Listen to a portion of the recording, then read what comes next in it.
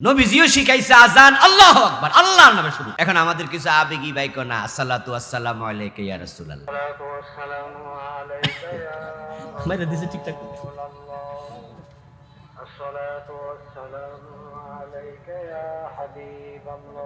আরে ভাই, আপনি আল্লাহকে ভালোবাসবেন, নবীকেও ভালোবাসবেন, আল্লাহর কথাও মানবেন, নবীর কথাও মানবেন, কিন্তু সবার উপরে কে? আপনি যে আল্লাহ শব্দের আগে দুরূদ শরীফ ঢুকাই দিলেন, তাহলে আপনি কাকে প্রাধান্য দিলেন? রাসূলকে। আল্লাহর উপরে রাসূলকে জায়গা দেওয়ার সুযোগ কি আদৌ আছে? এইজন্য নবীজি সাল্লাল্লাহু আলাইহি ওয়াসাল্লাম আল্লাহু আকবার দিয়ে বেলাল এবং আবু মাহজুরা রাদিয়াল্লাহু তাআলা আনহুমাকে আযান শিখালেন, আর আপনি আবেগের ঠেলা আগে দুরূদ শরীফ ঢুকাই দিলেন।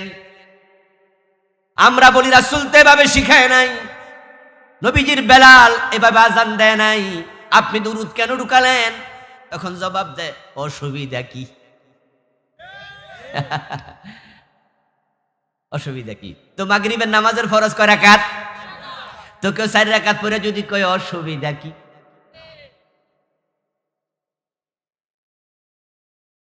নবীজিকে অনুসরণ করা ফরজ। এজন্য তিনি যা বলেছেন উম্মত তাই বলবে, তিনি যা করেছেন উম্মত তাই করবে, তিনি যেভাবে করেছেন যখন করেছেন উম্মত সেভাবে করবে। এবার নবীজির জীবনের লক্ষ্যের সাথে উম্মত তার জীবন লক্ষ্য মিলাতেই হবে। নবীজি হলেন ট্রেন গাড়ির ইঞ্জিনের মতো, আর আমরা উম্মতেরা হলাম পিছনের ডাব্বা, বগি। তো ট্রেনের ইঞ্জিন কি মাঝে থাকে না পিছনে থাকে? মাশাআল্লাহ, দুইজন ঠেলা ছোটে পিছনে ছিল। ট্রেনের ইঞ্জিন কোথায় থাকে? ডাব্বা কই থাকে? এখন রাসূল হচ্ছেন ইঞ্জিনের মতো সামনে, আর আমরা উনার গন্তব্য যেদিকে আমাদের গন্তব্য হবে সেদিকে। উনার জীবনের লক্ষ্যের সাথে লক্ষ্য মিলাতে হবে। নবীজির জীবনের লক্ষ্য কি মিলাবেন তো পরে না, এটাই তো অনেকে জানে না লক্ষ্যটা যে কি। নবীজি পৃথিবীতে কেন এসেছেন, মূল টার্গেটটা কি ছিল? সেটা হলো লিইয়ুযহিরাহু আলাদ-দীনি কুল্লি। একই শব্দ, একই আয়াত আল্লাহ 3 বার বলছে। হুয়াল্লাযী আরসালা রাসূলাহু বিল হুদা ওয়া দীনিল হক। তিনি আল্লাহ, যিনি তার রাসূলকে দুনিয়ায় প্রেরণ করেছেন দ্বীনে হক দিয়ে, ইসলাম দিয়ে। বিল হুদা, হুদা মানে কোরআন, কোরআন দিয়ে তিনি পাঠাইছেন, ইসলাম দিয়ে পাঠাইছেন। কেন পাঠালেন? লিইয়ুযহিরাহু আলাদ-দীনি কুল্লিহি। উদ্দেশ্য হলো আমার রাসূল সমাজে যত আইন আছে, বিধান আছে, মতবাদ আছে, আদিয়ানে বাতেলা আছে, সবগুলোর উপরে আমার ইসলামকে তিনি বিজয় করে দেবেন। লিইজহারি কালিমাতিল্লাহ, লিইলাই কালিমাতিল্লাহ, লিইজহারিদ্দীন, লিইকামাতিদ্দীন। নবীজিকে আল্লাহ তাআলা পৃথিবীতে পাঠাইছে ইসলামকে বিজয় করার জন্য। যারা উত্তর জানেন তারা একটু জবাব দিয়েন, নবীজি কি ইসলাম বিজয়ী করে যান নাই? হ্যাঁ না বলতে হবে। গিয়েছেন মদিনায়, তখন তিনি 10 বছর প্রেসিডেন্ট ছিলেন। তার কথার বাহিরে একটা লোকও চলতো না, ঠিক না? তিনি যা বলতেন সেটাই হতো। দিন বিজয় হয়েছে। ইসলামে যা আছে, কোরআনে যা আছে, মানুষ সেটা মানতে বাধ্য ছিল। আচ্ছা, নবীজি যে ইসলাম বিজয় করে গেলেন, লক্ষ্য পূরণ করে গেলেন, এবার আপনাদের কাছে আমার আরেকটি প্রশ্ন। বাংলাদেশে 54 বছরে ইসলাম বিজয়ী অবস্থায় ছিল কয়দিন? ছিল? এদেশে আল্লাহর আইনে দেশ চলে? আদালতে বিচার হয়? সচিবালয় মন্ত্রণালয় কোরআন দিয়া চলে? রাসূলের হাদিস দিয়া চলে? নবীজির জীবনের লক্ষ্য দিনের বিজয়। বাংলাদেশের লোকেরা নবীজির জীবনের লক্ষ্য অনেকে জানলো না। আমরা যারা জানলাম আমরা মানতে পারলাম না। নবীজির জীবনের লক্ষ্যের সাথে আমাদের জীবনের লক্ষ্য অনেকের মিলে নাই। ট্রেন গাড়ির ইঞ্জিনের সাথে যদি বগি না মিলে, এটা না হয়, সংযুক্ত না হয়, এটা ভালো কইরা এইভাবে আংটা লাগাইয়া না দেয়, তাহলে কিন্তু ইঞ্জিন চলে যায়, বগি পড়ে থাকে। কিন্তু যদি আপনি বিচ্ছিন্ন হয়ে যান, নবী মুহাম্মদ জান্নাতে চলে যাবে, তুমি জান্নাত থেকে দূরে সরে যাবে। আর আমরা যারা জান্নাতে যেতে চাই, নবীজির জীবনের লক্ষ্যের সাথে আমাদের জীবনের লক্ষ্য অবশ্যই অ্যাটাচ করতে হবে।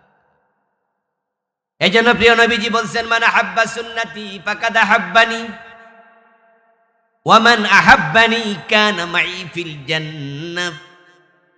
যে ব্যক্তি আমি নবীর সুন্নাহকে ভালোবাসে, সে আমি নবীকেই ভালোবাসে। সুন্নাহ মানে শুধু দাড়ি আর টুপি, ঠিক না? বাংলাদেশের লোক সুন্নত কইলে মনে করে পায়জামা পাঞ্জাবি, দাড়ি টুপি, মেসওয়াক পাগড়ি। ও দোস্ত না, এগুলো সুন্নাহর ছোট ছোট অংশ। মূল সুন্নাহ হলো নবীজির জীবনের ফরজ আমল এবং হারাম তরক, যেগুলার নাম সুন্নাহ ওয়াজিবা। আর এই যে টুপি আমার মাথায় আছে, খুলে ফেললাম, কোনো গুনাহ হইছে? টুপি দিলে সওয়াব আছে, খুললে গুনাহ নাই। এটা সুন্নাহ আল মুস্তাহাব্বা, উত্তম সুন্নত। কিন্তু সুর ধরে হাত কাটা, এটাও তো নবীজির সুন্নত। তিনি বলছেন, আমার মেয়ে ফাতেমা চুরি করলে আমি ফাতেমার হাতও কেটে দেব। এ সুর ধরে হাত কাটার যে বিধান, যে সুন্নাহ, যে আইন, এটা উত্তম নাকি ফরজ? এটা মুস্তাহাব না ফরজ? এখন বাংলার জমিনে রাসূলের জীবনের লক্ষ্যটা বাস্তবায়ন হয় নাই, এটা আমরা অনেকেই জানি না। না জানার কারণে যারা জানি তারা মানি না, না মানার কারণে 92% মুসলমান আছে, এদেশে ইসলাম খুঁজে পাওয়া যায় না। এদেশের সংসদ ভবনে ইসলাম নাই। এই দেশের সংসদে যদি 5 ঘন্টা লাগাতার অধিবেশন চলে, সংসদ অধিবেশন যখন চলে সকাল 10টা-11টায় শুরু হয় না, সন্ধ্যা পর্যন্ত তো হয়, লাগাতার 4 ঘন্টা 5 ঘন্টা 6 ঘন্টা হয়। এই 6-7 ঘন্টা আল্লাহর কোরআন দিয়ে কতক্ষণ সংসদ চলে? এই দেশের সচিবালয় কোরআন দিয়ে চলে না, এই দেশের মন্ত্রণালয় কোরআন হাদিস দিয়ে চলে না, এই দেশের সুপ্রিম কোর্ট, জজ কোর্ট, নিম্ন আদালত, এই যে আমার ভাই অ্যাডভোকেট, উনার আদালতে কত সময় দেয়? বিচারক 30 বছর বিচারকের আসনে বসে রায় দেয়, আল্লাহর কোরআন দিয়ে কয়টা রায় দেয়? অথচ মুসলমানের সংখ্যা নাকি 92%। ওই মুসলমানের আদালতে নবীর আইন নাই, আল্লাহর আইন নাই, ব্রিটিশ আইনে আদালত চলছে। কোন আইনে চলে? আমাদের দেশে যতগুলো ফৌজদারি আইন আছে, অন্য অন্য আইন আছে, প্রায় আইনের বই পড়লেই দেখবেন যে এটা আজ থেকে 150 বছর আগে বানাইছে, 200 বছর আগে বানাইছে, 200 বছর আগে বানাইছে। অধিকাংশ আইন ব্রিটিশরা বানাইয়া দিয়া গেছে, আর আমরা সেগুলো মানতেছি। ব্রিটিশরা চলে গেল, তাদের আইনগুলো আমরা বাদ দিতে পারি নাই। প্রকৃত অর্থে আমরা রাসূলের উম্মত হলে ব্রিটিশরা যেমন পালিয়ে গেছে, তাদের আইনকেও ডাস্টবিনে নিক্ষেপ করে দেওয়া হতো।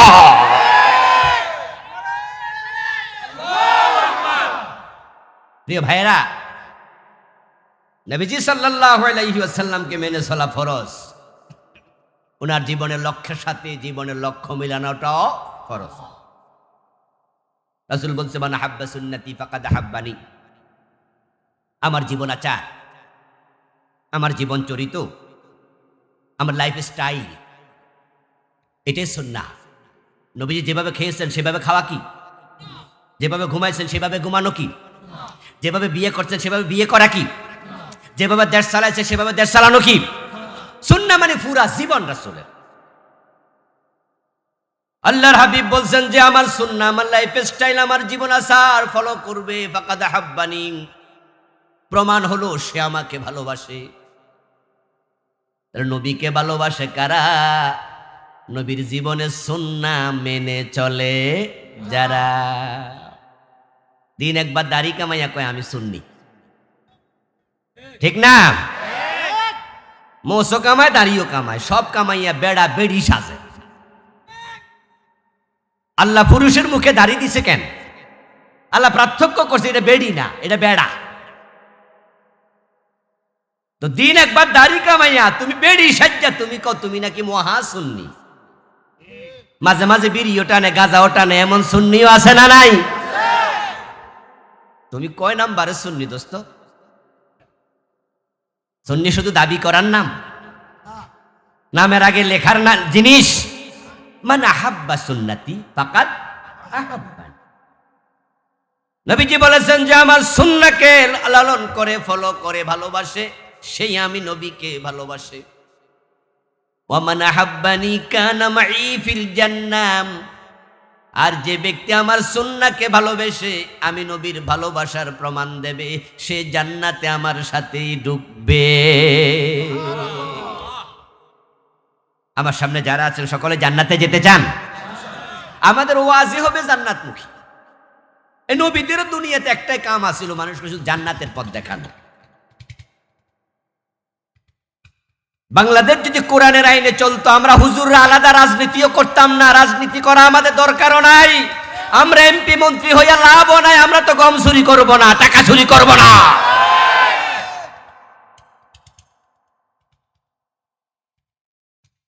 গত 8-10 দিন আগে কুমিল্লা থেকে আসছিলাম এক মাহফিল করে যখন রওনা দিয়েছি তখন ওই এলাকার এমপি প্রার্থী লোক পাঠাইছে আমার কাছে। আমি গাড়ি স্টার্ট দেবো, এর মাঝে লোক এসে কয় হুজুর আপনার সাথে এমপি সাহেব ডাকা যাবে, মানে এমপি প্রার্থী আর কি, আমার সাথে ডাকা যাবে আমার গাড়িতে করে। পরে আমি বললাম যে কেন ওনার গাড়ি নাই? কয় না। তো পরে এমপি সাহেবরা আমার গাড়ি তুললাম, গাড়ি তুলে সামনে বয়ে আমি কইলাম যে কি এমপি সাহেব এটা গাড়িও নাই? কয় কুমিল্লা এসে একটা হাওলাত নিছি, এখন যেহেতু কুমিল্লা থেকে চলে যাচ্ছি হাওলাত তেরা রাইকা গেছি, আপনার গাড়ি তুলছি। দোস্ত আমার, এই লোকেরা নিজের টাকা খরচ করে না, তাই টাকা দিয়ে ভোট কিনবে না। আপনারা তাদের কাছে টাকা চাইয়েন না, কারণ টাকা পকেট থেকে টাকা দিলে আবার চুরি করে উসুল করার চিন্তা মাথায় ঢুকবে।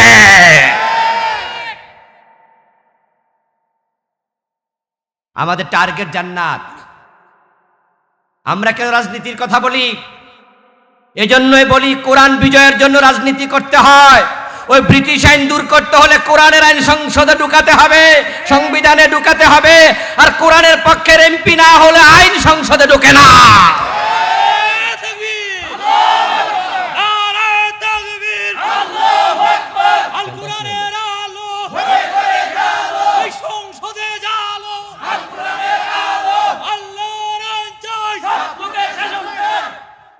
প্যান্ডা আমার দিকে দেন, ওইটাও আমার দিকে দিয়েন তো একটু কষ্ট করে, আপনি একটু পিছনে আসুন, একটু বাতাস আসুন।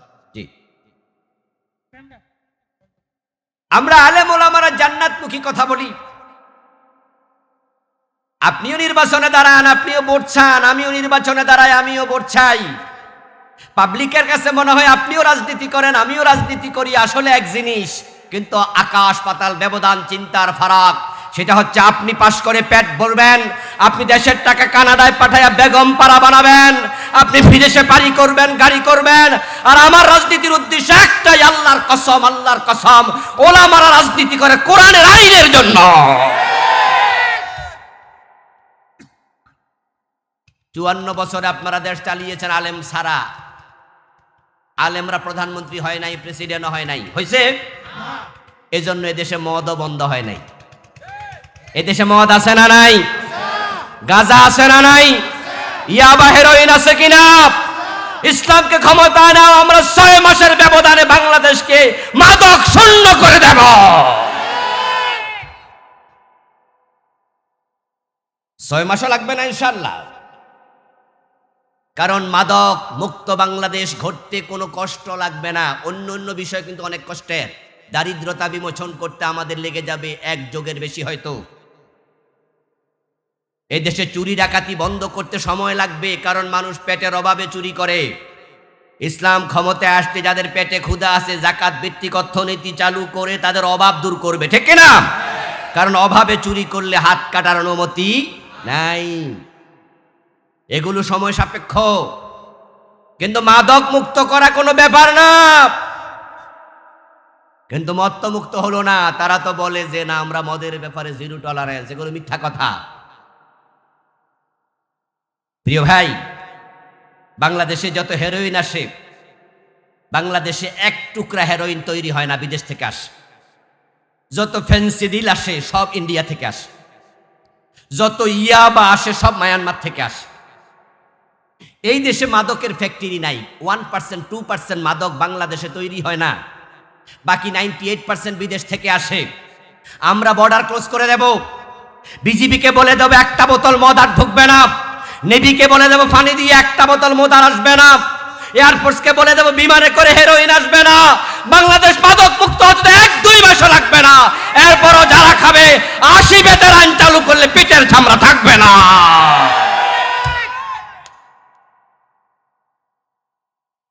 আপনারা বলুন তো, মদ কি কেউ পেটের ক্ষুধা খায়? কোন মদখোর জীবনে কইছে ক্ষুধা বেশি লাগছিল জন্য একটু মদ খাইছি? তো এটা কেন খায়? ফাও, এটা নেশা। চোর ধরে আমরা হাত কাটতে সময় নেব, ইসলাম এসে চোর ধরে হাত কাটবে না। ইসলাম আসবে, দারিদ্রতা মুক্তির কর্মসূচি হাতে নেবে, যাকাত চালু করবে, গরিবদের বাড়িতে ওমরের মতো কাঁধে করে আটার বস্তা নেতারা পৌঁছিয়ে দেবে। ওমর পৌঁছান নাই? সুবহানাল্লাহ। দারিদ্রতা মুক্তির পর তারপরে চোর ধরে হাত কাটা শুরু হবে, সময় নেব আমরা। এজন্য যারা চুরি টুরি করেন বেশি ভয় পাইয়েন না, কারণ আমরা তো চোর ধরে হাত কাটার কথা কইলে অনেক লাভ দিয়ে ওঠে, কয় যে খাইছে কাম, তাহলে ভাত খামো কি দিয়া? নবীজি বলেছেন যে ইমামকে ইমামের জায়গায় দাঁড় করানো হয় তাকে যেন অনুসরণ করা হয়। তাই ইমাম যখন সামি আল্লাহু লিমান হামিদা বলে মাথা তোলে, মুক্তাদি কি রুকুতে থাকার সুযোগ আর আছে? তাসবি 3 বারের জায়গায় যদি আপনি 2 বার পড়ার পরে ইমাম মাথা তোলে, মাসালা হলো আর তাসবি পড়া দরকার নেই, আপনি মাথা তুলুন। কারণ 3 বার তাসবি পড়া হচ্ছে সুন্নাহ, আর ইমামকে অনুসরণ করা ফরজ। তো যখন সুন্নাহ এবং ফরজ দুইটা সামনে আসে, তখন কোনটা প্রাধান্য পাবে? ফরজ প্রাধান্য পাবে। নবীজি বলেছেন যে ইন্নামা জুইলাল ইমামু লিয়ুতাম্মা বিহি, ইমামকে ইমামের জায়গায় দাঁড় করানোই হয়েছে তাকে যেন মানা হয়। তো নবী মুহাম্মদ সাল্লাল্লাহু আলাইহি ওয়াসাল্লামের চেয়ে বড় কোনো ইমাম আছে?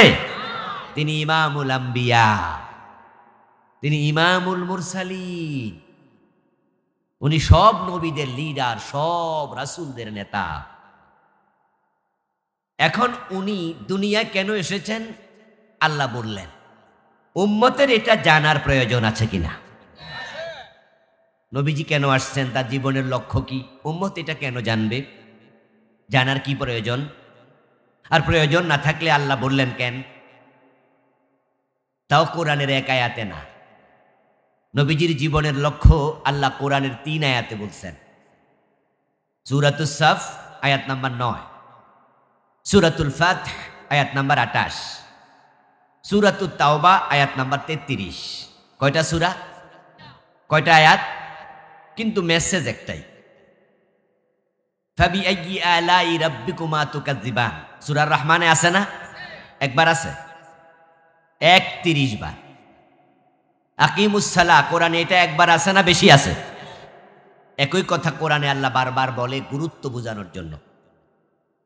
তো নবীকে পাঠিয়েছেন আল্লাহ 3 জায়গায় বলছে, হুয়াল্লাযী আরসালা রাসূলাহু বিল হুদা ওয়া দীনিল হাক্কি লিইয়ুযহিরাহু আলাদ দীনি কুল্লি। আল্লাহ তাআলা রাসূলকে কেন পাঠালেন সেটা আমাদের জানালেন, আর আমাদের এজন্যই জানালেন যে নবীকে অনুসরণ করা, মেনে চলা উম্মতের জন্য নফল না ফরজ? ফরজে কিফায়া না ফরজে আইন? মাশাআল্লাহ, খুব জানেন আপনারা। এগুলো সহজ সরল প্রশ্নের উত্তর। নবীজিকে অনুসরণ করা উম্মতের জন্য আবশ্যক, ম্যান্ডেটরি, এটা ফরজে আইন। যেই উম্মত নবীকে অনুসরণ করবে না সে উম্মত জান্নাত পাবে না। উম্মতের জান্নাত প্রাপ্তি নবীকে অনুসরণের সাথে সম্পৃক্ত। যে নবীকে মানে না সে আসলে উম্মতি না।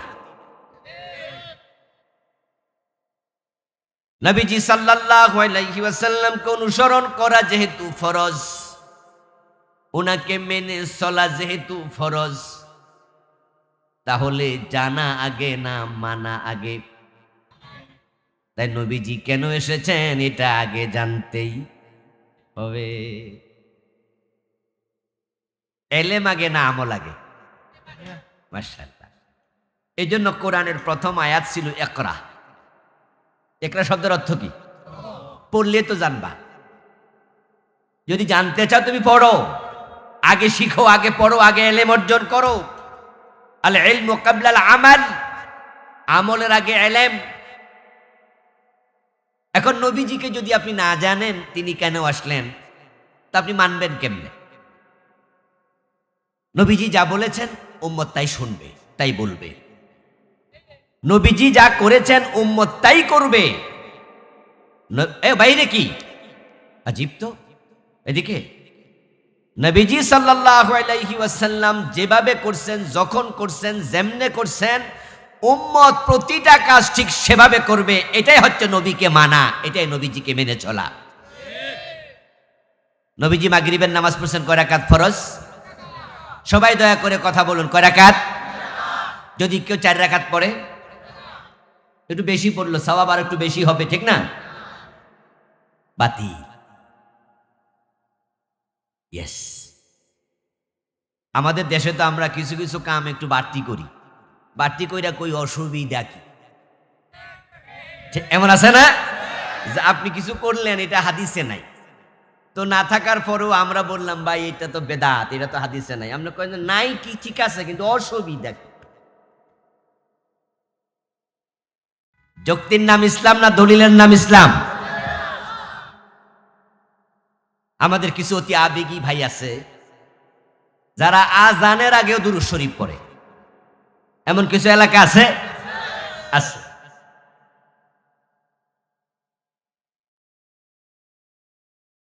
আজানের সময় প্রিয় ভাই বলছিলাম যে আজানের আগে দুরূদ শরীফ পড়লেন কেন? হাদিসে তো নাই। নবীজি তার 2 জন সাহাবীকে আজান শিখিয়েছেন। ওনার মুয়াজ্জিন ছিল 2 জন, একজন হযরত বেলাল আর একজন আবু মাহযুরা রাদিয়াল্লাহু তাআলা আনহুমা। 2 জন ছিলেন নবীজির মুয়াজ্জিন। এই 2 জনকে রাসূল আজান শিখিয়েছেন। আল্লাহু আকবার। আজকের মাহফিলের সম্মানিত প্রধান অতিথি, বিশিষ্ট আইনজীবী, বিশিষ্ট রাজনীতিবিদ, ভাইকে চেয়ার দেন, একটা চেয়ার দেন। মহতারাম অ্যাডভোকেট রোকন রাজা ভাই আমাদের সাথে এসেছেন, উপস্থিত হয়েছেন, ভাইকে ধন্যবাদ জানাচ্ছি। প্রিয় ভাই বলছিলাম নবীজির 2 জন মুয়াজ্জিনকে নবীজি আজান শিখিয়েছেন, আজান শুরু করেছেন শিখানো আল্লাহু আকবার। কি দিয়ে? কথা বলতে হবে প্লিজ। কি বলে আজান শুরু হবে? কার তাকবীর হবে? হুয়াল আউয়ালু ওয়াল আখিরু ওয়াজ জাহিরু ওয়াল বাতিন। সবার আগে কে? জোরে বলেন, সবার আগে কে? এজন্য আজানটা শুরু হবে কি দিয়ে? আল্লাহু আকবার দিয়ে। সকল কাজ শুরু হয় কার নামে? আল্লাহর নামে। বিসমিল্লাহ দিয়ে শুরু হয়নি? কার নামে? নবীজিও শিখাইছে আজান আল্লাহু আকবার, আল্লাহর নামে শুরু করো। এখন আমাদের কিছু আবেগী বাইক না, আসসালাতু আসসালামু আলাইকা ইয়া রাসূলুল্লাহ, দুরূদ শরীফ। আরে ভাই, আপনি আল্লাহকে ভালোবাসবেন, নবীকেও ভালোবাসবেন, আল্লাহর কথাও মানবেন, নবীর কথাও মানবেন, কিন্তু সবার উপরে কে? আপনি যে আল্লাহ শব্দের আগে দুরূদ শরীফ ঢুকাই দিলেন, তাহলে আপনি কাকে প্রাধান্য দিলেন? রাসূলকে। আল্লাহর উপরে রাসূলকে জায়গা দেওয়ার সুযোগ কি আদৌ আছে?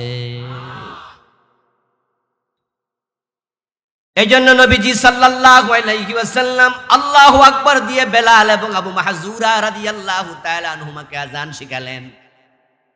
আর আপনি আবেগের ঠেলা আগে দুরূদ শরীফ ঢুকাই দিলেন। আমরা বলি রাসূল তো এভাবে শিখায় নাই, নবীজির বেলাল এভাবে আযান দেয় নাই, আপনি দুরূদ কেন ঢুকালেন? তখন জবাব দেয়, অসুবিধা কি? অসুবিধা কি? তো মাগরিবের নামাজের ফরজ কয় রাকাত? তো কেউ 4 রাকাত পড়ে যদি কয় অসুবিধা কি?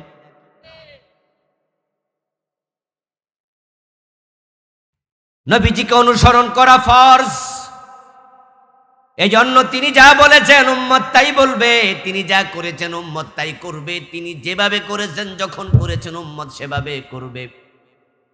এবার নবীজির জীবনের লক্ষ্যের সাথে উম্মত তার জীবন লক্ষ্য মিলাতেই হবে। নবীজি হলেন ট্রেন গাড়ির ইঞ্জিনের মতো, আর আমরা উম্মতেরা হলাম পিছনের ডাব্বা, বগি।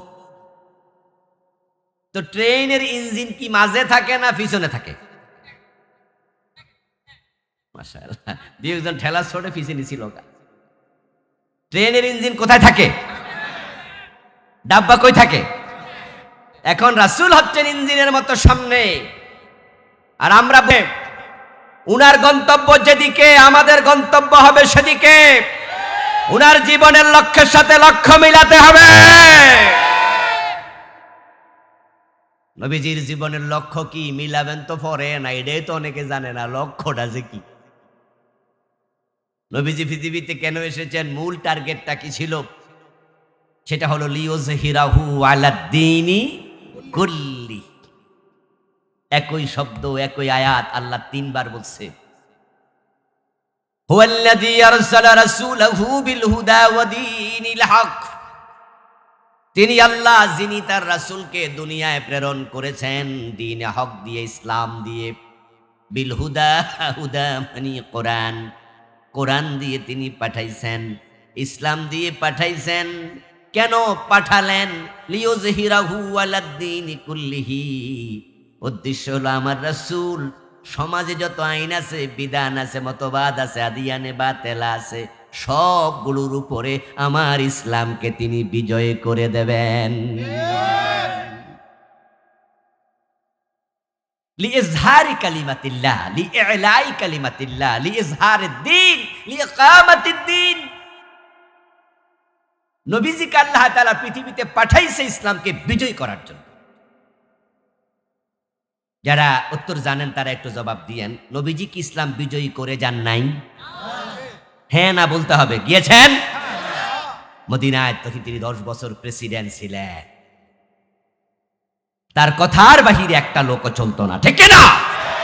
তিনি যা বলতেন সেটাই হতো। দিন বিজয় হয়েছে। ইসলামে যা আছে, কোরআনে যা আছে, মানুষ সেটা মানতে বাধ্য ছিল। আচ্ছা, নবীজি যে ইসলাম বিজয় করে গেলেন, লক্ষ্য পূরণ করে গেলেন, এবার আপনাদের কাছে আমার আরেকটি প্রশ্ন। বাংলাদেশে 54 বছরে ইসলাম বিজয়ী অবস্থায় ছিল কয়দিন? ছিল? এদেশে আল্লাহর আইনে দেশ চলে? আদালতে বিচার হয়? সচিবালয় মন্ত্রণালয় কোরআন দিয়া চলে? রাসূলের হাদিস দিয়া চলে? নবীজির জীবনের লক্ষ্য দ্বীনের বিজয়। বাংলাদেশের লোকেরা নবীজির জীবনের লক্ষ্য অনেকে জানলো না। আমরা যারা জানলাম আমরা মানতে পারলাম না। নবীজির জীবনের লক্ষ্যের সাথে আমাদের জীবনের লক্ষ্য অনেকের মিলে নাই। ট্রেন গাড়ির ইঞ্জিনের সাথে যদি বগি না মিলে, এটা না হয়, সংযুক্ত না হয়, এটা ভালো কইরা এইভাবে আংটা লাগাইয়া না দেয়, তাহলে কিন্তু ইঞ্জিন চলে যায়, বগি পড়ে থাকে। কিন্তু যদি আপনি বিচ্ছিন্ন হয়ে যান, নবী মুহাম্মদ জান্নাতে চলে যাবে, তুমি জান্নাত থেকে দূরে সরে যাবে। আর আমরা যারা জান্নাতে যেতে চাই, নবীজির জীবনের লক্ষ্যের সাথে আমাদের জীবনের লক্ষ্য অবশ্যই অ্যাটাচ করতে হবে। এই জন্য প্রিয় নবীজি বলছেন, মান আহাব্বা সুন্নতি ফাকাদ আহাব্বানি ওয়া মান আহাব্বানি কানা মাই ফিল জান্নাহ। যে ব্যক্তি আমি নবীর সুন্নাহকে ভালোবাসে, সে আমি নবীকেই ভালোবাসে। সুন্নাহ মানে শুধু দাড়ি আর টুপি, ঠিক না? বাংলাদেশের লোক সুন্নত কইলে মনে করে পায়জামা পাঞ্জাবি, দাড়ি টুপি না সোয়াক পাগড়ি। ও দোস্ত না, এগুলো সুন্নাহর ছোট ছোট অংশ। মূল সুন্নাহ হলো নবীজির জীবনের ফরজ আমল এবং হারাম তরক, যেগুলার নাম সুন্নাহ ওয়াজিবা। আর এই যে টুপি আমার মাথায় আছে, খুলে ফেললাম, কোনো গুনাহ হইছে? টুপি দিলে সওয়াব আছে, খুললে গুনাহ নাই। এটা সুন্নাহ আল মুস্তাহাব্বা, উত্তম সুন্নত।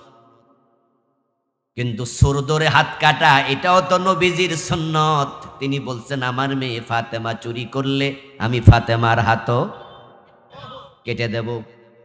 এ সুর ধরে হাত কাটার যে বিধান, যে সুন্নাহ, যে আইন, এটা উত্তম নাকি ফরজ? এটা মুস্তাহাব না ফরজ?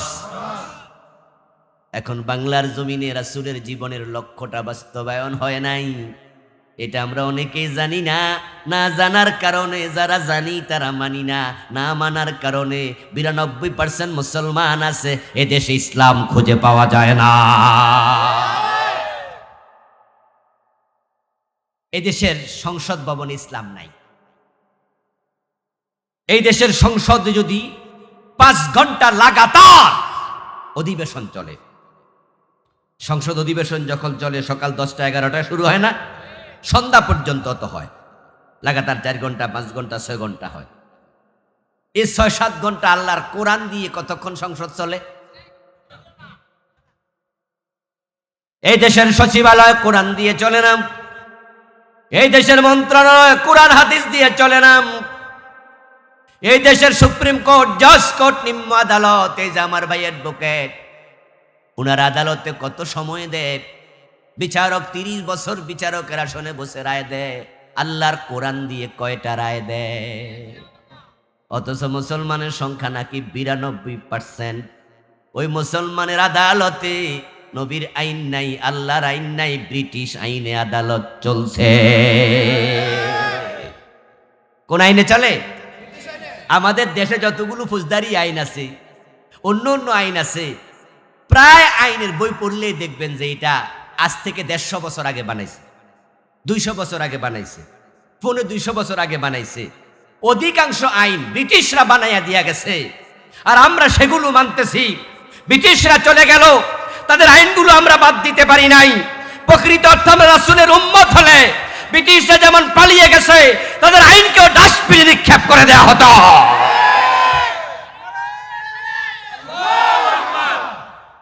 প্রিয় ভাইরা, নবীজি সাল্লাল্লাহু আলাইহি ওয়াসাল্লামকে মেনে চলা ফরজ। ওনার জীবনের লক্ষ্যের সাথে জীবনের লক্ষ্য মিলানোটাও ফরজ। রাসূল বলছে মান হাব্বা সুন্নতি ফাকাদ হাব্বানি। আমার জীবন আচার, আমার জীবন চরিত, আমার লাইফ স্টাইল, এটাই সুন্নাহ। নবীজি যেভাবে খেয়েছেন সেভাবে খাওয়া কি? যেভাবে ঘুমাইছেন সেভাবে ঘুমানো কি? যেভাবে বিয়ে করছেন সেভাবে বিয়ে করা কি? যেভাবে দেশ চালাইছে সেভাবে দেশ চালানো কি? সুন্নাহ মানে পুরা জীবন রাসূলের।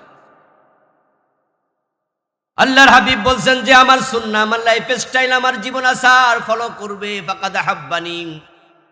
প্রমাণ হলো সে আমাকে ভালোবাসে। নবীকে ভালোবাসে কারা? নবীর জীবনের সুন্নাহ মেনে চলে যারা। দিন একবার দাড়ি কামাইয়া কয় আমি সুন্নি, ঠিক না? মোসও কামায়, দাড়িও কামায়, সব কামাইয়া বেড়া বেড়ি সাজে। আল্লাহ পুরুষের মুখে দাড়ি দিছে কেন? আল্লাহ পার্থক্য করছে, এটা বেড়ি না, এটা বেড়া। তো দিন একবার দাড়ি কামাইয়া তুমি বেড়ি সাজ্জা তুমি কও তুমি নাকি মহা সুন্নি। মাঝে মাঝে বিড়িও টানে, গাঁজাও টানে, এমন সুন্নিও আছে না নাই? তুমি কয় নাম্বারে সুন্নি দোস্ত? সুন্নি শুধু দাবি করার নাম? নামের আগে লেখার না জিনিস। মান আহাব্বা সুন্নতি ফাকাদ আহাব্বানি। নবীজি বলেছেন যে আমার সুন্নাহকে লালন করে, ফলো করে, ভালোবাসে, সেই আমি নবীকে ভালোবাসে। ওয়া মান আহাব্বানি কানা মাই ফিল জান্নাহ। আর যে ব্যক্তি আমার সুন্নাহকে ভালোবেসে আমি নবীর ভালোবাসার প্রমাণ দেবে, সে জান্নাতে আমার সাথেই ঢুকবে। আমার সামনে যারা আছেন সকলে জান্নাতে যেতে চান? আমাদের ওয়াজি হবে জান্নাতমুখী। এই নবীদের দুনিয়াতে একটাই কাম আছিল, মানুষকে শুধু জান্নাতের পথ দেখানো। বাংলাদেশ যদি কোরআনের আইনে চলতো, আমরা হুজুররা আলাদা রাজনীতিও করতাম না, রাজনীতি করা আমাদের দরকারও নাই। আমরা এমপি মন্ত্রী হইয়া লাভও নাই, আমরা তো গম চুরি করবো না, টাকা চুরি করবো না।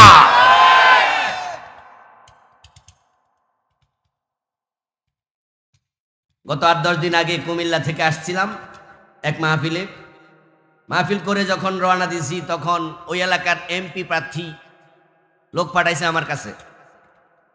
আমি গাড়ি স্টার্ট দেবো, এর মাঝে লোক এসে কয়, হুজুর আপনার সাথে এমপি সাহেব ডাকা যাবে, মানে এমপি প্রার্থী আর কি, আমার সাথে ডাকা যাবে আমার গাড়িতে করে।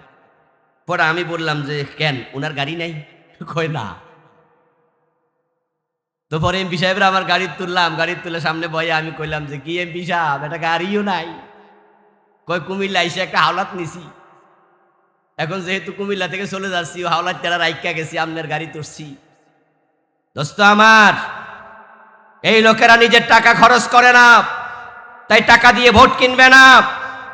আপনারা তাদের কাছে টাকা চাইয়েন না, কারণ টাকা পকেট থেকে টাকা দিলে আবার চুরি করে উসুল করার চিন্তা মাথায় ঢুকবে।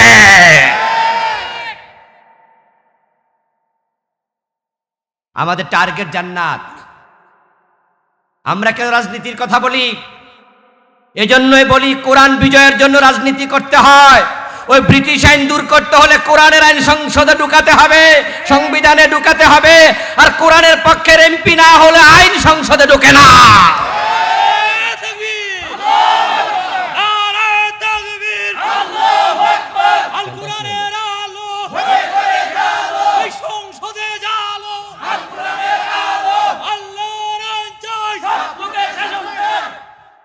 প্যান্ডা আমার দিকে দেন, ওইটাও আমার দিকে দিয়েন তো একটু কষ্ট করে, আমরা একটু পিছনে আস, একটু বাতাস আসুক। জি, আমরা আলেম ওলামারা জান্নাতমুখী কথা বলি। আপনিও নির্বাচনে দাঁড়ান, আপনিও ভোট চান, আমিও নির্বাচনে দাঁড়াই, আমিও ভোট চাই। পাবলিকের কাছে মনে হয় আপনিও রাজনীতি করেন, আমিও রাজনীতি করি। আসলে এক জিনিস, কিন্তু আকাশ পাতাল ব্যবধান, চিন্তার ফারাক। সেটা হচ্ছে আপনি পাশ করে পেট ভরবেন, আপনি দেশের টাকা কানাডায় পাঠাইয়া বেগম পাড়া বানাবেন, আপনি বিদেশে বাড়ি করবেন, গাড়ি করবেন। আর আমার রাজনীতির উদ্দেশ্য একটাই, আল্লাহর কসম, আল্লাহর কসম, ওলামারা রাজনীতি করে কোরআনের আইনের জন্য। 54 বছরে আপনারা দেশ চালিয়েছেন আলেম ছাড়া। আলেমরা প্রধানমন্ত্রী হয় নাই, প্রেসিডেন্ট হয় নাই, হয়েছে? এজন্য এদেশে মদও বন্ধ হয় নাই। এদেশে মদ আছে না নাই? গাঁজা আছে না নাই? ইয়াবা হেরোইন আছে কিনা? ইসলামকে ক্ষমতায় নাও, আমরা 6 মাসের ব্যবধানে বাংলাদেশকে মাদক শূন্য করে দেব। 6 মাসও লাগবে না ইনশাআল্লাহ। কারণ মাদক মুক্ত বাংলাদেশ গড়তে কোনো কষ্ট লাগবে না। অন্য অন্য বিষয় কিন্তু অনেক কষ্টের। দারিদ্রতা বিমোচন করতে আমাদের লেগে যাবে 1 যুগের বেশি হয়তো। এই দেশে চুরি ডাকাতি বন্ধ করতে সময় লাগবে, কারণ মানুষ পেটের অভাবে চুরি করে। ইসলাম ক্ষমতায় আসলে যাদের পেটে ক্ষুধা আছে, যাকাত ভিত্তিক অর্থনীতি চালু করে তাদের অভাব দূর করবে, ঠিক কিনা? কারণ অভাবে চুরি করলে হাত কাটার অনুমতি নাই। এগুলো সময় সাপেক্ষ, কিন্তু মাদক মুক্ত করা কোনো ব্যাপার না। কিন্তু মদ তো মুক্ত হলো না। তারা তো বলে যে না, আমরা মদের ব্যাপারে 0 টলারেন্স। এগুলো মিথ্যা কথা। প্রিয় ভাই, বাংলাদেশে যত হেরোইন আসে, বাংলাদেশে 1 টুকরা হেরোইন তৈরি হয় না, বিদেশ থেকে আসে। যত ফেন্সিডিল আসে সব ইন্ডিয়া থেকে আসে, যত ইয়াবা আসে সব মায়ানমার থেকে আসে। এই দেশে মাদকের ফ্যাক্টরি নাই। 1%, 2% মাদক বাংলাদেশে তৈরি হয় না, বাকি 98% বিদেশ থেকে আসে। আমরা বর্ডার ক্লোজ করে দেব। বিজিবিকে বলে দেব 1টা বোতল মদ আর ঢুকবে না। নেভিকে বলে দেব পানি দিয়ে 1টা বোতল মদ আর আসবে না। এয়ারফোর্সকে বলে দেব বিমানে করে হেরোইন আসবে না। বাংলাদেশ মাদক মুক্ত হতে 1-2 মাসও লাগবে না। এরপরও যারা খাবে 80 বেতের আইন চালু করলে পিঠের চামড়া থাকবে না।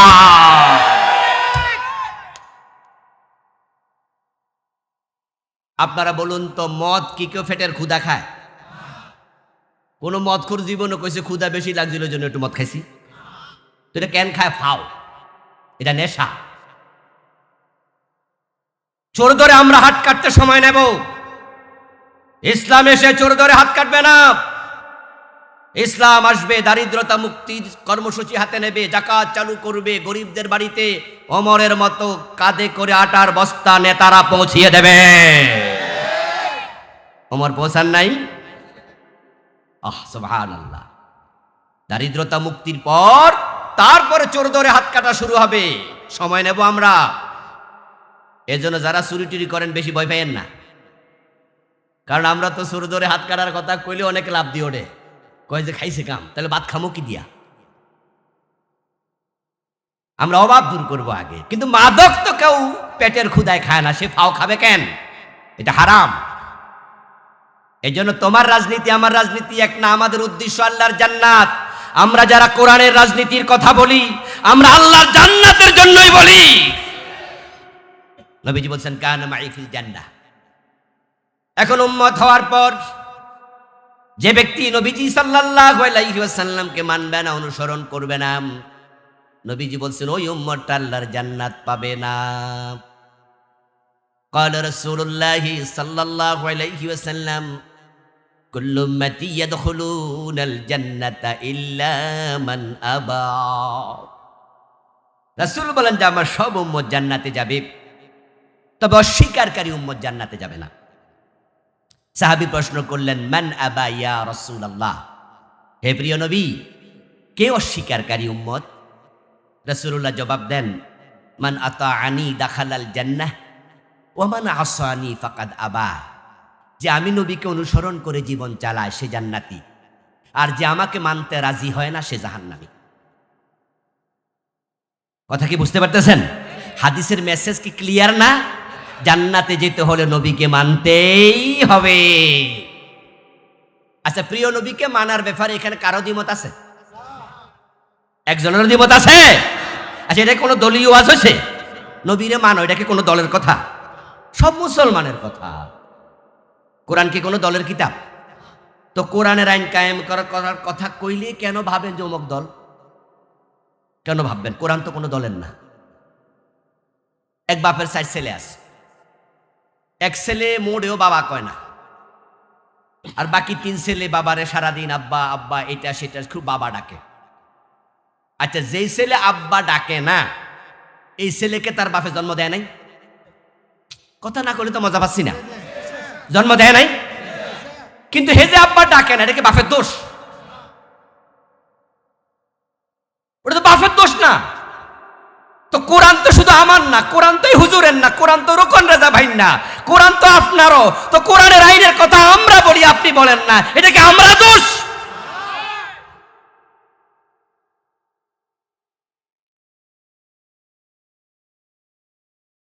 আপনার বাপেরে আপনি বাপ ডাকবেন না, যে ডাকে হে দোষ দিবেন নাকি? যে আমার বাকি 3 ভাই ভালা না, এরা শুধু আব্বা আব্বা করে। বেটা জন্মদাতা বাবারে তুই বাপ ডাকস না, উল্টা ওদের দোষ দেশ। তুই তো জঘন্য মানুষ, তুই তো নিমক হারাম, ঠিক নয় কি? কোরআন তো কোনো দলের কিতাব না, এটা তো সব মুসলমানের কিতাব, সব মানুষের কিতাব। তো আমরা যারা কোরআনের কথা বলি, আপনি আলগাত বইয়ে বইয়ে কইবেন যে হেরা মৌলবাদী, হেরা জঙ্গিবাদী, হেরা বালানা। দোস্ত, তুমি ভালো মানুষ না, অপেক্ষা করো।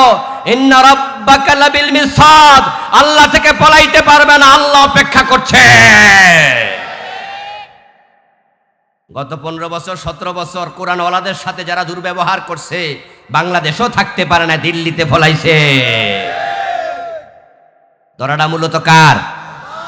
এই জন্য কোরআনওয়ালাদের সাথে আঙ্গুল তুলে কথা বলো না, চ্যালেঞ্জ দিতে যেও না। কোরআনওয়ালাদের সাথে কথা বলতে সাবধানে বলিও। আমাদের মাঝে এমন লোক আছে যারা তাহাজ্জুদ মিস করে না, যারা আল্লাহর দ্বীনের জন্য হাসতে হাসতে ফাঁসির মঞ্চে যেতে রাজি হয়ে যায়। ওদের বিরুদ্ধে কথা বলবে, আল্লাহ তাআলা তোমাকে এমন এক জায়গায় বেজ্জতি করব কল্পনাও করতে পারবা না। মায়ের কোলে বসায় বেজ্জতি করে ছেড়ে দেবে। নবীজিকে অনুসরণ করা ফরজ, এটা জান্নাতে যাওয়ার মাধ্যম। অতটুকু আর শোনার পরে এখন আমার শ্রোতাদের মাঝে মনে মনে একটা মোটামুটি তৃপ্তি আইছে, যাক তাহলে জান্নাত মোটামুটি নিশ্চিত। কারণ নবীজিকে আমরা অনুসরণ করি, তাই তো মাহফিলে এসেছি। নবীজিকে অনুসরণ করি, তাই তো মাথায় টুপি দিয়েছি। নবীকে অনুসরণ করি, তাই তো মুখে দাড়ি রেখেছি। নবীকে অনুসরণ করি, তাই তো ডান পা দিয়ে মসজিদে ঢুকি। তাই জান্নাত পাওয়া সহজ। আমি বলবো হ্যাঁ দোস্ত, আমার রাসূল বলেছেন যে আমার সুন্নাহ মানবে সে আমার সাথে জান্নাতে যাবে। আমার রাসূল কখনো মিথ্যা কথা বলেন নাই। কিন্তু একটা জায়গায় সমস্যা আছে। সমস্যাটা হলো আমরা সুন্নাহ মানতে গিয়ে আমরা সুবিধাবাদী হই। মানে আমরা পুরাটা মানি না, কিছু কিছু মানি। যেমন দাড়ি, টুপি, পায়জামা, পাঞ্জাবির সুন্নত অ্যাভেলেবেল আছে। আমরা সুন্নাহ মানি ততক্ষণ, নিজের সুবিধা আছে যতক্ষণ, ঝুঁকি আছে যেখানে, সুন্নাহ মানে না সেখানে। মসজিদে ঢুকতে সবাই কোন পা দেয়? কথা বলেন, কোন পা? বের হতে কোন পা? মাগরিবের ফরজ 3 রাকাত। ইমাম যদি 2 রাকাত পরে সালাম ফিরায়, আমরা কি সালাম ফিরাবো? আমরা লোকমা দেব। ওই ইমাম যদি আমার বাবা হতো, তাও বাবারেও মানব না, লোকমা কিন্তু দেব, কারণ আমার রাসূল পড়ছেন মাগরিব ফরজ। তাই বাবা আপনাকে এখানে মানি না, রাসূল মানি। রাসূল, বাহ! সুন্নাহ মানার ক্ষেত্রে আমরা কত সিরিয়াস, বা ফেরো সারি না। তাহলে বেহেশত আপাতত নিশ্চিত। এত সোজা। ওই মসজিদে গিয়ে হুজুরের লোকমা দিলে জান্নাত মিলে যাবে, এত সোজা না।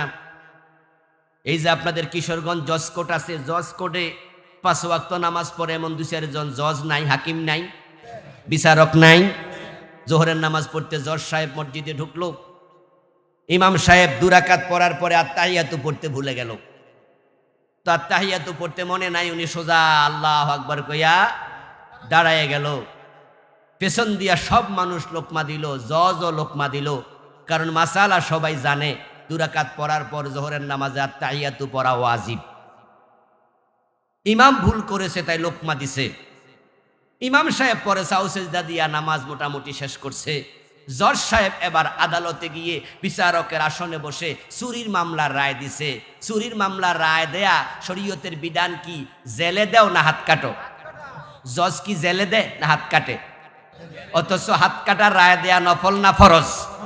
ইমাম সাহেব ভুল করছিল ফরজে না ওয়াজিবে? তো সবাই মিলে লোকমা দিছে কিসে? কিসে? ওয়াজিবে। আর হাকিম সাহেব নিজে মিস করছে কি? উনিও লোকমা দিল ওয়াজিবে, ফরজের খবর নাই। দোস্ত আমার, নামাজ হুজুরকে লোকমা দিলেন, হুজুর ভুল করলে ছাড় নাই। ওই নামাজিদের মাঝে ব্যবসায়ী আছে, নামাজিদের মাঝে চাকরিজীবী আছে। ওই ব্যবসায়ী যখন নামাজ শেষ করে দোকানে যায়, তখন সে ওজনে কম দে, মালে বেজাল দেয়। এমন নামাজিও 2-4 জন ব্যবসায়ী আছে না নাই? হুজুরের লোকমা দিল ওয়াজিবে, অথচ ওজনে কম দেয়া হারাম, উনার হারামের খবর নাই। যে মুসল্লি চাকরিজীবী হুজুরকে লোকমা দেয়, উনি আবার ঘোষ না দিলে ফাইলে সিগনেচার করে না। ঘোষ খাওয়া জায়েজ না হারাম? তো হুজুরের ওয়াজিবে লোকমা দেয়, নিজের হারামের খবর নাই। সুন্নাহ বেছে বেছে মানবেন, সুবিধাবাদী হবেন। সুবিধাবাদ জিন্দাবাদে মোমেন হওয়া যায় না। নবীজির সুন্নাহ মানলে জান্নাত নিশ্চিত। তবে সুন্নাহ মানতে হবে জীবনের বটম থেকে টপ, রান্নাঘর থেকে সংসদ ভবন, ব্যক্তি জীবন থেকে আন্তর্জাতিক বলয়। আপনাকে সিদ্ধান্ত নিতে হবে, আমি জান্নাতে যেতে চাইলে আমার রাসূলকে মানব। আমি থাকবো যেখানে ইসলাম থাকবে সেখানে, মুসলিম থাকবে যেখানে ইসলাম থাকবে সেখানে। মুসলমানরা সংসদে গেলে কোরআন দিয়ে সংসদ চলা লাগে।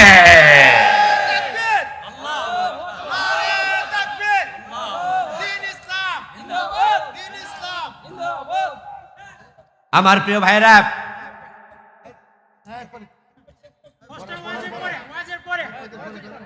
আমার প্রিয় ভাইয়েরা, ঠিক আছে ভাইকে আমরা সুযোগ দেব, বসে না। আমার প্রিয় ভাইয়েরা, আলোচনার মাঝখানে কথা বলিয়েন না, প্রয়োজন একটু লিখে দেন। আমার প্রিয় ভাইয়েরা, দেখুন, আপনি থাকবেন যেখানে ইসলাম থাকবে সেখানে, এটা হলো ইসলাম। উদখুলু ফিস সিলমে কাফা। আচ্ছা, আমরা যখন টয়লেটে ঢুকি কোন পা দেই? কথা বলে না কেন ভাইয়েরা? কোন পা দেই? আচ্ছা, কেন বাম পা দেই? সুন্নাহ, রাসূলকে মানছেন। আচ্ছা, ঘুমানোর সময় কোন কাতে ঘুমান? কেন? খাওয়ার সময় কোন হাতে খান? খেয়াল করছেন না আমরা কত বড় সুন্নাহর মোতাবেক? কেউ যদি দাঁড়ায় প্রস্রাব করে আমরা দেখলে খেপে যাই না? এই বেদ্যপ নি খাড়ায় খাড়ায় প্রস্রাব করে। কারণ নবীজি কি খাড়ায় করছে না বসে? কিন্তু সেই মুসলমানেরা দাঁড়িয়ে প্রস্রাব করা দেখলে খেপে যাও, বাম হাতে খাইতে দেখলে ভালো লাগে না, টয়লেটে বাম পা দিয়ে ঢুকছো ডান পা দিয়ে বের হও, তোমার দেশ 54 বছর চলছে, আল্লাহর কোরআন ব্যতীত তোমার অন্তরে ব্যথা লাগে না, রাসূলকে পুরা জীবনে মানতে তুমি এখন রাজি হতে পারো নাই। ইসলাম অর্ধেক মানার ধর্মই না। ইসলাম যারা মানবে তারা পুরা মানবে, এটা ইসলামের নিয়ম। ফজরের নামাজের ফরজ কয় রাকাত? প্লিজ কথা বলুন, কয় রাকাত? 2 রাকাত। আচ্ছা, সূরা ইয়াসিন দিয়া 1 রাকাত পড়লেন, পরে বাড়ি চলে গেলেন, সওয়াব হবে অর্ধেক, ঠিক না? কত তো পড়ছেন না? অর্ধেক তো পড়ছেন। আরে আপনার বাড়ির পাশে আব্বাস মিয়া তো 1 রাকাত তো পড়েন, আপনি তা 1 রাকাত পড়ছেন। নিজের প্রবোধ দেন, নিজের একটু বুঝ দেন না, নিজের বুঝ দেন যে আমার বাড়ির পাশে আমার স্বাস্থ্য ভাই আব্বা সাথে ঘুমায়া থাকে, হে তো ফজরের নামাজ পড়েই না, আমি তো তাও 1 রাকাত পড়ছি, আল্লাহ আমারে 50% সওয়াব দেবে, ঠিক না? এসব যুক্তি এখানে চলে না। চৈত্র মাসের রোজা, প্রচন্ড পিপাসা এবং ক্ষুধার কারণে ঘড়ির দিকে তাকায়া দেখলেন যে দিন 3টা বাজে। সবে সাদেক থেকে হিসাব করে দেখলেন মোটামুটি 7 ঘন্টা 8 ঘন্টা রোজা হয়ে গেছে, আর মাত্র 2 ঘন্টা 2.5 ঘন্টা বাকি আছে। এখন যদি ইফতার করি তাহলে 80% সওয়াব পাবো, ঠিক না? একজন ব্যাককল মুসলমানও পাবেন না যে 3টা বাজে ইফতার করে। সে বোঝে কষ্ট যাহাই হোক ওই সূর্য ডোবা পর্যন্ত রোজা রাখা লাগে, অর্ধেকটা রোজা চলে না। কিন্তু ইসলাম ঘরে মানো বাহিরে মানো না, মসজিদে মানো আদালতে মানো না, এখানে মানো ওখানে মানো না, অর্ধেক ইসলাম মানা সিস্টেম নাই, মানলে পুরা জীবনে মানতে হয়। নবীজি সাল্লাল্লাহু আলাইহি সাল্লামকে অনুসরণ করতে সকল উম্মত বাধ্য, না হয় জান্নাত নাই। নবীজির উম্মত হলে জান্নাত, এটা কিন্তু ভাববেন না। নবীজি বলেছেন আমার উম্মত হবে 73 দল। কয় দল? তার মাঝে জান্নাতি হবে কয় দল? মাত্র 1 দল। তো বাকি 72 দল কি নবীজির উম্মত না? قال رسول الله صلى الله عليه وسلم تفترق أمتي على 73 ملة كلهم في النار إلا واحدا। প্রিয় নবী বলেন আমার উম্মত গুলো 73 দলে বিভক্ত হবে, 72 দল জাহান্নামে চলে যাবে, মাত্র 1 দল জান্নাতে যাবে। কারণটা কি রে ভাই? উম্মত এত দল, জান্নাতি এত কম। কারণ পুরা জীবনে নবীজিকে মেনে চলবে এমন লোকের সংখ্যাও সমাজে বড়ই কম। এখন কারা কোথায় যাচ্ছে সেটা দেখা দরকার নাই, আপনি একা হলো আল্লাহর জান্নাতের দিকে যেতে হবে। আল্লাহর বক্তব্য কি জানেন? ফাস্তাবিকুল খায়রাত, তোমরা জান্নাতের দিকে, কল্যাণের দিকে প্রতিযোগিতা করে দৌড়াও। শব্দের ডিজাইন দেখেন, ফাস্তাবিকুল খায়রাত, প্রতিযোগিতা। নরমাল দৌড় দিও না, কল্যাণের দিকে দৌড়াও বলে নাই, প্রতিযোগিতা করে দৌড়াও। আমরা যখন ছোটকালে স্কুলে পড়েছি, এখনো স্কুলগুলোতে ডিসেম্বর মাসে পরীক্ষা শেষ হয়ে গেলে 10-15 দিন বন্ধ থাকে, পরে জানুয়ারি শুরুতে 1 সপ্তাহ 1.5 সপ্তাহ খেলা চলে। ওখানে high jump, long jump, 100 metre দৌড় ছিল। এখন এই দৌড়ের জন্য যে ছাত্র 5 জন দাঁড়াইছিল তারা প্রত্যেকে প্রতিযোগী। গেম টিচারের হাতে হচ্ছে বাঁশি, যেই মাত্র তিনি ফু দেবেন 5 জন একসাথে দৌড় মারবে। এটাকে বলা হয় প্রতিযোগিতার দৌড়, মুসাবাকা। ফাস্তাবিকুল খায়রাত, কল্যাণের দিকে প্রতিযোগিতা করে দৌড়াও। সহজ সরল কথা, উত্তর দিন তো, যে 5 জন তারা প্রতিযোগিতার দৌড় দিচ্ছে, 5 জনের লক্ষ্য কি? ফার্স্ট, মানে হলো আমি সবের আগে। আল্লাহর জান্নাতে যাওয়ার জন্য চিন্তা মাথায় থাকতে হবে যে আমাকে সবার আগে জান্নাতে যেতে হবে। ওই যুদ্ধের মাঠে সাহাবী খেজুর খাচ্ছিলেন না? রাসূল বলেছেন যে শহীদ হলে জান্নাত, খেজুর খায় নাই আর বলছে তাহলে সময় নষ্ট করব না। সময় তো অনেক লম্বা, খেজুর খেতে অনেক সময় লেগে যাবে, এত সময় আমি জান্নাতে যেতে দেরি করতে চাই না। সাহাবীরা আমাদের প্রেরণা, তারা আমাদের ইন্সপিরেশনের জায়গা, তাদেরকে পড়ে আমরা ইন্সপায়ার্ড হই। আল্লাহর জান্নাতে যাওয়ার জন্য প্রতিযোগিতা করো। 5 জন ছাত্র দৌড় মারল, টিচার হুইসেল দেওয়ার পর একজন 10 হাত গিয়ে পড়ে গেল, আর দৌড়ালো না। বাকি 4 জন কি দাঁড়াবে না দৌড়াবে? কথা বলেন। একটু পরে আরেকজন থেমে গেল, বাকি কয়জন? ওই 3 জন কি দাঁড়ায় থাকবে না দৌড় মারবে?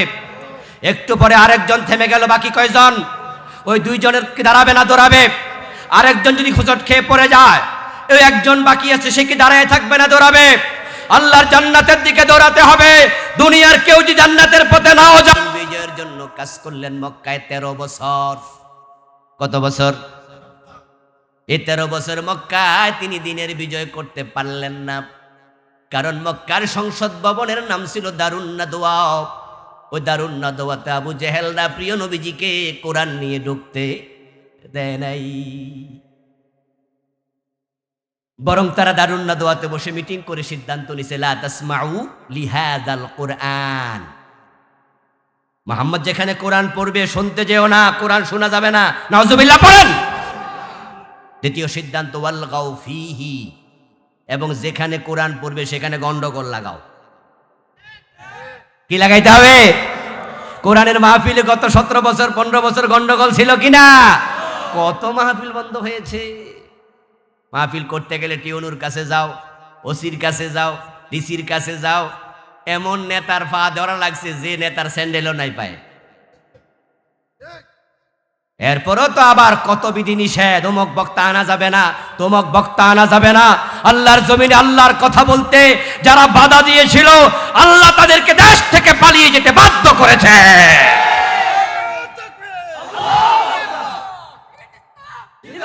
প্রিয় ভাইয়েরা, নবীজি সাল্লাল্লাহু আলাইহি ওয়াসাল্লাম 13টা বছর মক্কায় চেষ্টা করলেন, পারলেন না। এবার তিনি হিজরত করে মদিনায় রওনা দিলেন। হিজরতের পথে তিনি ভাবছেন, মদিনায় গিয়ে যদি দেখি মদিনার সংসদে আরেক আবু জেহেল বসে আছে, তাহলে কোরআনের বিজয় করব কেমনে? বিজয়ী হওয়ার অর্থ কি? বিজয়ী হওয়ার অর্থ হলো তার কথা মতো অধীনস্থরা চলবে। যেমন আমাদেরকে সামনের নির্বাচনে ভোট দেওয়ার পর যে দল বিজয়ী হবে, রাষ্ট্রে তাদের কর্তৃত্ব তৈরি হবে, ঠিক না? তারা যে আইনগুলো বানাবে, আমরা যারা এই দেশে থাকি তাদের আইন মানতে আমরা বাধ্য হব। না মানলে আমাদেরকে পুলিশ এসে ধরে নিয়ে যাবে। আমরা তাদের আইন যদি না মানি, তাহলে নির্দিষ্ট অথরিটি আমাদের বিরুদ্ধে মামলা দিয়ে দেবে। যারা বিজয়ী হয় তাদের কথা মেনে চলতে হয়। এখন নবীজি ভাবছেন, মদিনায় গিয়ে যদি দেখি সেখানে সংসদে আরেক আবু জেহেল বসে আছে, কোরআন নিয়ে ঢুকতে না পারি, হিজরত করে লাভটা কি? মানুষের মনের খবর জানে কে? কথা বলেন না, কে? নবীজির মনের খবর কি আল্লাহ জানেন না? সাথে সাথে জিবরিলকে পাঠাইয়া দিলেন। জিবরিল আমিন এসে কোরআন মাজিদের একটা আয়াত নাজিল করে দিলেন, ওয়াকুর রাব্বি আদখিলনি মুদখালা সিদকিন ওয়া আখরিজনি মুখরাজা সিদকিন ওয়াজআল লি মিন লাদুনকা সুলতানান নাসীরা। সুবহানাল্লাহ পড়ে। হে রাসূল, আপনি আল্লাহর কাছে একটু দোয়া করে নেন, হে আল্লাহ, আমাকে তুমি মক্কা থেকে উত্তমভাবে বের করো, মদিনায় উত্তমভাবে পৌঁছিয়ে দাও। আর আয়াতের শেষ অংশ, এটা কোরআনের আয়াত, আয়াতের শেষ অংশ, ওয়াজআল লি, তুমি আমারে দাও, মিন লাদুনকা, তোমার পক্ষ থেকে, সুলতানা, রাষ্ট্র ক্ষমতা, নাসীরা, যেটা আমাকে দিন বিজয়ে সাহায্য করবে। নবীজিকে আল্লাহ দোয়া শিখায়, রাষ্ট্র ক্ষমতা চাও। আর আমরা হুজুররা রাষ্ট্র ক্ষমতার কথা কইলে আমরা মুসল্লিরা কোন এ হুজুরটা বেশি বালানা, এ হুজুর রাজনীতি করে। তো আমার রাসূল আল্লাহর কাছে রাষ্ট্র ক্ষমতা চাইলো, এবং ওই দোয়াটা, কোরআনের আয়াতটা আল্লাহর কোরআনে এখনো আছে না নাই? নবীজি রাষ্ট্র ক্ষমতা কেন চেয়েছেন? ব্যক্তিগত কোনো সুবিধা, দুনিয়ার কোনো বাড়ি গাড়ির জন্য? তিনি চেয়েছেন যে আমার কোরআনের যে বিজয় হওয়া লাগবে, আইন লাগবে, রাষ্ট্র ক্ষমতায় না গেলে আইন প্রতিষ্ঠিত করা যায় না। এই যে আজকের মাহফিলে আমরা তো আলহামদুলিল্লাহ এখানে অনেক লোক, আমরা সবাই মিলে যদি একটা কথা একমত হই, সেটাকে আইন হবে? আমরা যদি বলি বাংলাদেশে আগামী সপ্তাহ থেকে সুদ বন্ধ, আপনারা বলবেন হ্যাঁ, আইন হয়ে যাবে? কিন্তু সংসদে 151 জন এমপি যদি বলে হ্যাঁ, নবীজিকে আল্লাহ দোয়া শিখালেন, রাসূলুল্লাহ সাল্লাল্লাহু আলাইহি ওয়াসাল্লাম আল্লাহর শিখানো দোয়াটা করলেন রাস্তায় হিজরতের পথে, মদিনায় যাওয়ার আগে দোয়া কবুল হয়ে গেছে। নবীজি মদিনায় পৌঁছে দেখেন মদিনার পুরা পরিবেশ অনুকূল।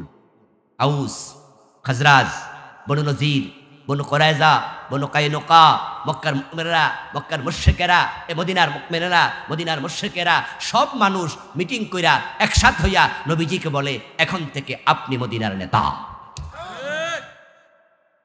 আপনার কথা মতো আমরা চলবো। নবীজিকে তারা বরণ করলেন। আপনার কাছে আমার প্রশ্ন দোস্ত, আমার রাসূল তো ইসলামকে বিজয়ী করলেন মদিনায় যাওয়ার পর, এবং তিনি বললেন আল ইসলামু ইয়ালু ওয়ালা ইউলা আলাই, ইসলাম হচ্ছে বিজয়ী ধর্ম, এটা পরাজিত হতে আসে নাই। আবার হাদিসটা শোনাচ্ছি, قال رسول الله صلى الله عليه وسلم الاسلام يعلو ولا يعلى علي, ইসলাম বিজয়ী হতে এসেছে, পরাজিত হতে আসে নাই। এবার আপনাদের কাছে আমার জিজ্ঞাসা, 54 বছরে বাংলাদেশে ইসলাম কি পরাজিত না বিজয়ী? সবাই বলেন পরাজিত না বিজয়ী? ইসলামকে বিজয়ী করার চেষ্টা করা দরকার আছে না নাই? বাংলার ইসলাম সংসদ কোরআন দিয়ে চলবে, ইসলাম দিয়ে চলবে, সেজন্য কাজ করতে আপনারা রাজি আছেন না নাই? দুই হাত তুলে দেখান কারা কারা রাজি।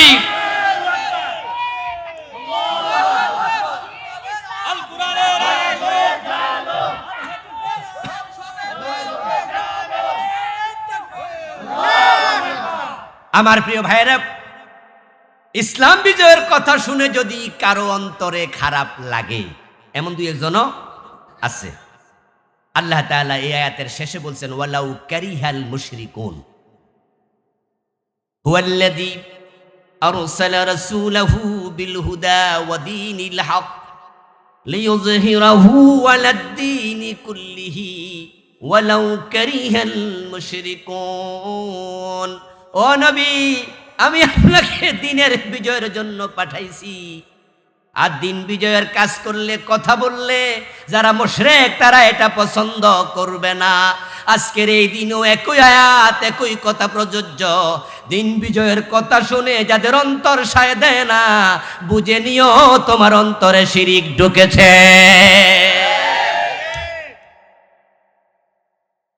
কথাটা কার? ওয়ালাউ কারিহাল মুশরিকুন কথাটা কার? তো আল্লাহর কথা কি কখনো মিথ্যা হয়? তাহলে দিন বিজয়ের কথা কিন্তু আমি বলেছি, আমি অমুক দলের কথা বলিনি। যদি ওই হুজুরের মাধ্যমে দিনের বিজয় হয়, আমি হুজুরের পক্ষ নেব। উনার মাধ্যমে দিনের বিজয় হয়, উনার পক্ষ নেব। উনার মাধ্যমে দিনের বিজয় হয়, উনার পক্ষ নেব। আমি দলের কথা বলি না। কোরআন আছে যার কাছে, আমি চলে যাব তার কাছে।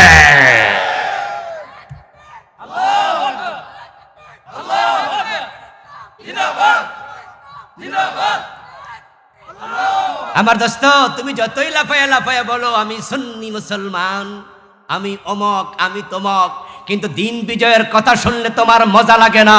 আল্লাহর কসম, আল্লাহর কথা মিথ্যা হয় না, তোমার অন্তরে শিরক ঢুকে গেছে।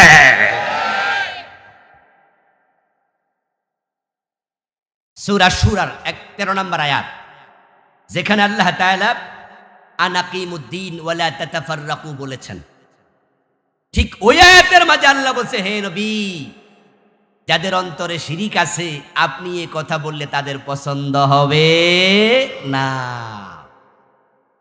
দিন বিজয়ের ব্যাপারে বাংলাদেশের মানুষ এখন কিছুটা আলহামদুলিল্লাহ উজ্জীবিত, প্রস্তুত।